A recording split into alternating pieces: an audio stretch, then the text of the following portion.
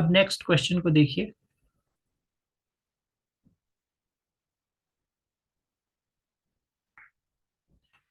इस क्वेश्चन में पूछा गया स्लोप ऑफ लाइन। देखिए, इसके लिए आपको स्ट्रेट लाइन का कॉन्सेप्ट पता होना चाहिए। एक आपके पास इक्वेशन होती है slope intercept form. Slope intercept form मतलब अगर आपके पास एक लाइन है, स्ट्रेट लाइन, जिसका स्लोप m है और y एक्सिस पे c इंटरसेप्ट लेती है, तो उसकी इक्वेशन क्या होती है? y is equal to M X plus C. अगर आप इस इक्वेशन को गौर से देखें, this is y minus 2x plus 3 equal to 0। इसको आप उस फॉर्मेट में लिखिए, y is equal to 2x plus minus 3, ये है। अब इसको आप उसके साथ इक्वेट कीजिए, मतलब ये उसके साथ कंपेयर कीजिए, y equal to M X plus C. तो क्लियरली आपको दिख रहा है इसका स्लोप कितना है, 2। और अगर इंटरसेप्ट भी इनके हिसाब से पूछा जाता तो इसका इंटरसेप्ट कितना था, -3। बट यहाँ पे हमसे स्लोप पूछा है, तो स्लोप क्या हो जाएगा इसका? तो इसका स्लोप हो गया, so the slope is 2। Slope कितना हो जाएगा इसका, 2। चलिए नेक्स्ट क्वेश्चन देखते हैं।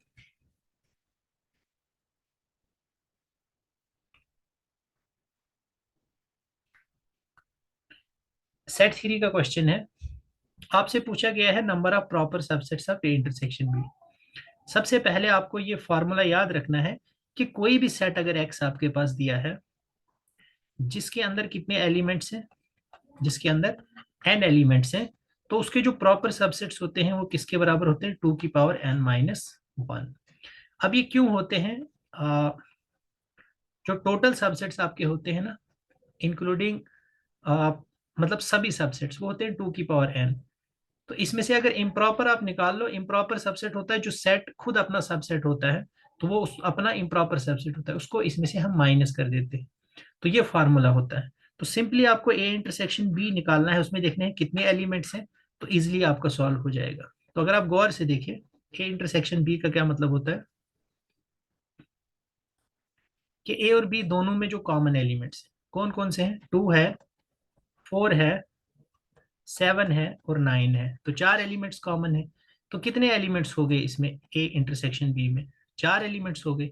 तो कितने प्रॉपर सबसेट्स होंगे, 2 की पावर 4 - 1, ये हो जाएंगे 15। 2 की पावर 4 16, 16 - 1 इज 15। ये हो गया। तो ये आ गया इसका सही आंसर। चलिए आगे चलते हैं।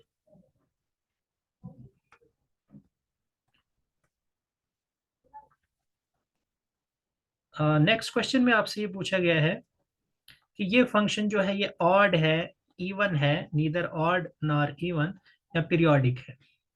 तो सबसे पहले देखिए, जो ऑड फंक्शन होता है उसकी खासियत क्या होती है कि अगर आप x को -x से रिप्लेस कर दें तो फंक्शन की वैल्यू में चेंज नहीं होनी चाहिए।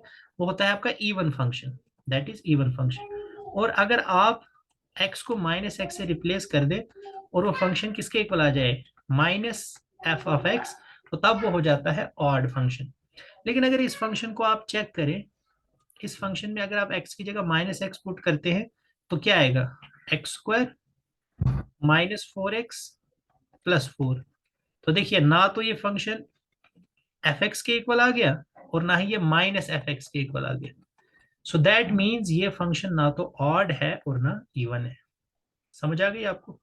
क्योंकि अगर इसको मैं x को -x से रिप्लेस करूं, ना तो ये अपने इक्वल आता है और ना ये नेगेटिव ऑफ अपने के इक्वल आता है। सो देयरफॉर ना ये ऑड है ना इवन, तो इसलिए ये फंक्शन क्या हो जाएगा, this is neither odd nor even. चलिए अगला देखते हैं। ये क्वेश्चन बड़ा ही मजेदार क्वेश्चन है। बेसिकली इसमें मैट्रिक्स मल्टीप्लिकेशन का कॉन्सेप्ट यूज होता है। मतलब कोई भी दो मैट्रिसेस अगर एक्स और वाई हैं आपके पास, तो उनकी मैट्रिक्स मल्टीप्लिकेशन कब डिफाइंड होती है, अगर इसका ऑर्डर m क्रॉस n है और मान लीजिए इसका ऑर्डर p क्रॉस q है, तो इनकी मल्टीप्लिकेशन तभी डिफाइन होती है जब पहले का पोस्ट फैक्टर और दूसरे का प्री फैक्टर इक्वल हो। मतलब पहली मैट्रिक्स की नंबर ऑफ कॉलम्स और दूसरी मैट्रिक्स के नंबर ऑफ रोज सेम हो जाए, मतलब ये कंडीशन हो जाए n is equal to p, तो तभी जाके मैट्रिक्स मल्टीप्लिकेशन डिफाइन होती है। तो अब यहाँ पे एक और कॉन्सेप्ट भी यूज होता था, reversal law of transpose operation, तो वो देखते हैं। आपसे पूछा गया था किसका, A transpose B whole transpose C transpose. अब reversal law of transpose operation क्या कहता है, अगर आपके पास जेड क्यू का ट्रांसपोज है तो वो किसके इक्वल होता है, ये उल्टा हो जाता है, Q transpose into Z transpose. मतलब पहली मैट्रिक्स पहले आ जाती, दूसरी मैट्रिक्स पहले आती है और पहली दूसरी जाती है, फिर जाके हम ट्रांसपोज चढ़ाते हैं। अब बी को पहले लाइए, ये बी ट्रांसपोज हो जाएगा, और ए ट्रांसपोज को दूसरे पे ले जाइए, ए ट्रांसपोज का ट्रांसपोज हो जाएगा इंटू सी ट्रांसपोज। अब बी ट्रांसपोज, ए ट्रांसपोज का ट्रांसपोज, ये भी प्रॉपर्टी होती है, ए के इक्वल होता है, इंटू सी ट्रांसपोज। अब सबसे पहले देखिए, बी का ऑर्डर कितना है, 4x5, तो बी ट्रांसपोज का क्या हो जाएगा, ये उल्टा हो जाता है, रो कॉलम इंटरचेंज हो जाएंगे। बी ट्रांसपोज का हो जाएगा 5x4, ए का कितना है 4x3। अब इन दोनों का देखिए, इसका 5x4 है, इसका 4 इनका मैट्रिक्स मल्टीप्लीकेशन डिफाइन है, तो ये वाला हम कैंसिल करते हैं, तो रिजल्टिंग मैट्रिक्स का ऑर्डर होता है वो होता है, इन एंड वालों को हम लेते हैं, तो इसका आ गया 5x3, किसका, इस वाले पोर्शन का, इस वाले पोर्शन का आ गया 5x3। अब इसका किसके साथ लेना है हमने, सी ट्रांसपोज के साथ, देखिए इसका, ये तो आ गया ना इसका बी ट्रांसपोज ए का। अब सी ट्रांसपोज का कितना है, देखिए सी का कितना दिया है 7x3, तो इसका कितना हो जाएगा 3x7, उल्टा हो जाएगा। अब फिर से 3 और 3 देखिए सेम है, तो इनकी मैट्रिक्स मल्टीप्लीकेशन डिफाइन होगी, इसकी और इसकी, और रिजल्टिंग मैट्रिक्स का ऑर्डर क्या आ जाएगा, जो एंड वाले बचते हैं 5x7। So this is the correct answer. So 5x7 is the correct answer.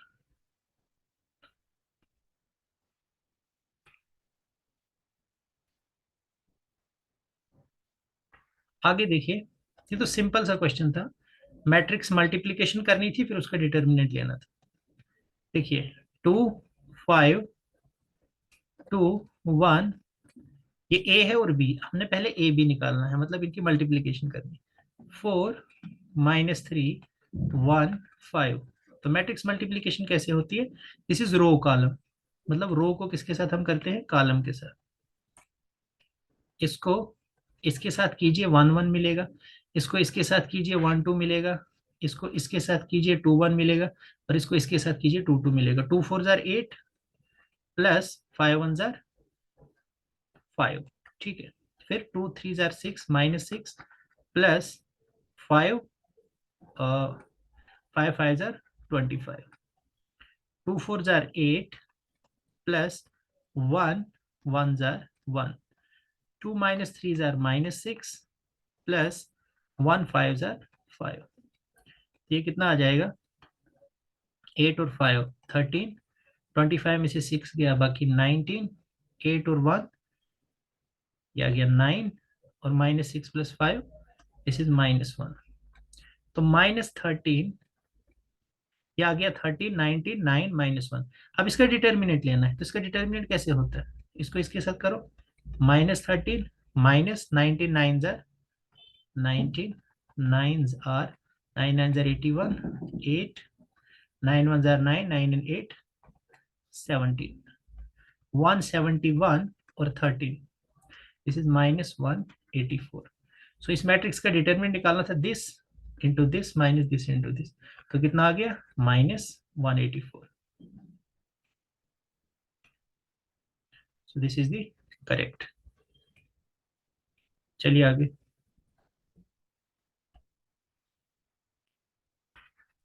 यहाँ पे आपको दो वेक्टर्स दिए गए थे, 3i - j + 4k और -λi + 3j + 3k। इनको कहा गया है कि दे आर परपेंडिकुलर, और आपने बताना है अगर ये परपेंडिकुलर है तो बताइए लैम्डा की वैल्यू क्या होगी।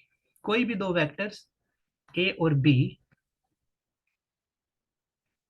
परपेंडिकुलर कब होते हैं, जब उनका डॉट प्रोडक्ट किसके इक्वल आ जाए, 0 के इक्वल। अब अगर आपके पास एक वेक्टर ए है, मान लीजिए वो है x1i plus x2j plus x3k, और दूसरा है b y1i plus y2j plus y3k। ये i j k क्या है? ये आपके यूनिट वेक्टर्स हैं। तो जो a डॉट b है ये किसके इक्वल होता है? This is x1, corresponding components को मल्टीप्लाई कर दो और फिर उनको सबको ऐड कर दो, x2 y2 plus z3 y3। तो ये है डॉट प्रोडक्ट। जब आपके पास दो वेक्टर्स दिए गए हैं उनका डॉट प्रोडक्ट हम इस तरह से निकालते हैं। ठीक है, अब यहाँ पे देखिए वेक्टर्स क्या दिए हैं। हमें बताया गया ये परपेंडिकुलर है, मतलब इनके डॉट प्रोडक्ट्स क्या है? 0 3i माइनस जे प्लस 4k का डॉट प्रोडक्ट किसके साथ? Minus lambda I plus 3j plus 3k। This is they are perpendicular, so इनका प्रोडक्ट कितना हो जाएगा? 0। अब डॉट प्रोडक्ट किसके इक्वल होता है? कारस्पॉन्डिंग स्केलर कंपोनेंट्स को मल्टीप्लाई करो, 3 को लैम्डा के साथ माइनस लैम्डा के साथ करोगे माइनस 3 लैम्डा, माइनस 1 को 3 के साथ करोगे तो माइनस 3, और 4 को 3 के साथ करोगे तो 12 इक्वल टू 0। अब इनको सॉल्व करो, माइनस 3 लैम्डा माइनस 3 प्लस 12 कितना हो जाएगा? This is plus 9 equal to 0। तो that means minus 3 lambda is equal to minus 9, minus minus cancel, lambda is equal to 3। Lambda की वैल्यू कितनी आ गई? 3। तो ये आ जाएगा आपका सही आंसर। और 90th क्वेश्चन फिर से आपका इजी क्वेश्चन है।